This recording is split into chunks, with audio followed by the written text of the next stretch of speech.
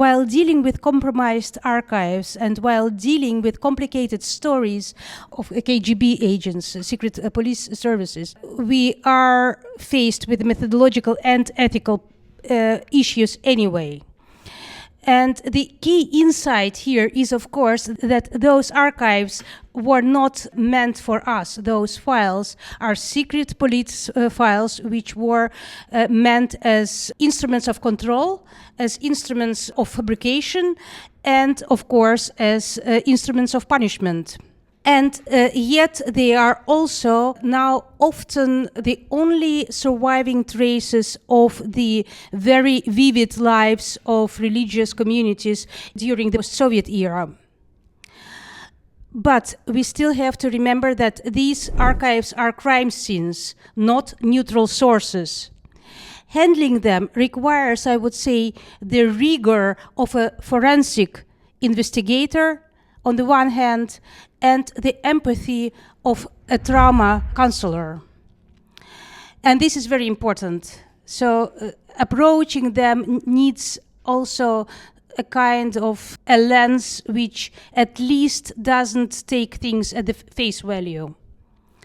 And I think the authors of this, contributors to this volume show very nicely how to avoid either rejecting or romanticizing these sources. As the authors do, they always triangulate. They read the KGB reports alongside oral histories, memories, and doctrinal traces. And this multi-perspectival reading exposes the layers of mediation by the state, the church, the individual layer, without any simplification or simplifying solutions, simplifying human fate or blaming. For me as a theologian, this calls for something more. Not just source criticism or hermeneutics of suspicion, but ethical reading. And also this is not simple anymore, of course, in the 21st century. These documents are not dead. If you think that what is happening now in post-Soviet space is the direct consequence of this past described in this volume, and this past is not processed. It is imposed time and again on the people in the post-Soviet countries. And theology, I think, offers tools for such an ethical reading. It can talk about sin, of betrayal, of vulnerability, but also of human dignity. And it involves caution and prudence and reverence in our ordeal, and pausing before making sense of the life and choices of other human beings. I think it's extremely important in nowadays, in the times of where we are confronted again with injustice and violence. I would like to mention three problems, three ethical possible traps or problems or blind spots.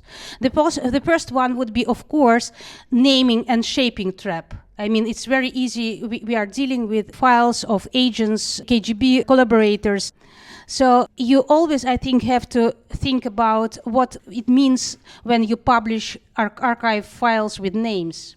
So, for example, in Lithuania, we know the example from 2018 when the names of the collaborators were opened and many of church collaborators were damaged.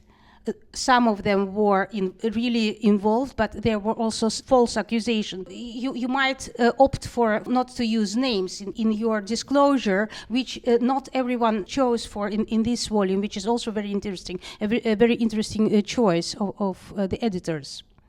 The second problem is using archives as instrument of ongoing repression. These documents were designed to dehumanize believers, and uncategorically replicating this language on the one side or blaming the collaborators perpetuates Soviet epistemic violence. So this is why it is so important to look at the voices, at the real people behind these files, and try to read through the lines and trying to read behind the lines. And I think that all the contributors did a great job in doing that, in reading the lives and giving voice also to these people whose choices might not be our choices. And still. And the third blind spot I would like to mention is not straightforward motives. We tend, especially now, of course, with the war in Ukraine, we tend to make straightforward choices, and many times we cannot do otherwise. And yet the past calls for nuance. It calls again for time and again trying to imagine the unimaginable.